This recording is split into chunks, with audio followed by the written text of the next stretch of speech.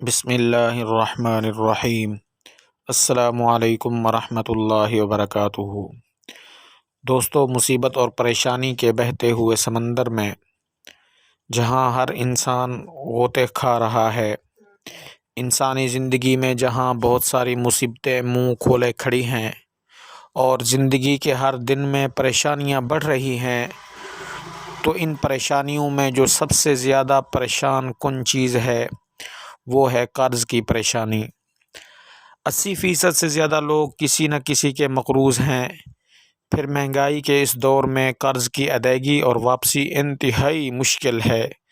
پوری کوشش کے باوجود انسان ادائیگی نہیں کر پا رہا، تو مشکل کی اس گھڑی میں محسن انسانیت کی حدیث کی روشنی میں قرض دار کے لیے خوشخبری۔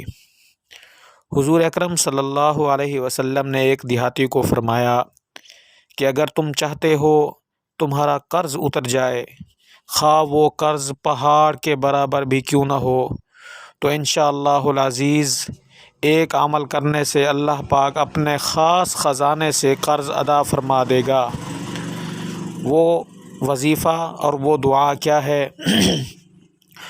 اس دعا کو سننے سے پہلے آپ نے ہمارے اس چینل کو سبسکرائب کرنا ہے اور بیل آئیکن کو بھی دبا دینا ہے، تاکہ ہر آنے والا نیا وظیفہ آپ کو بآسانی اور بر وقت مل سکے۔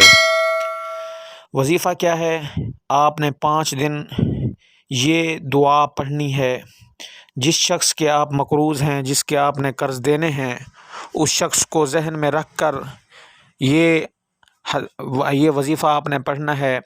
اور وظیفہ یہ ہے، آپ نے یہ دعا پڑھنی ہے: اللہم اکفنی بحلالک عن حرامک واغننی بفضلک عمن سواک۔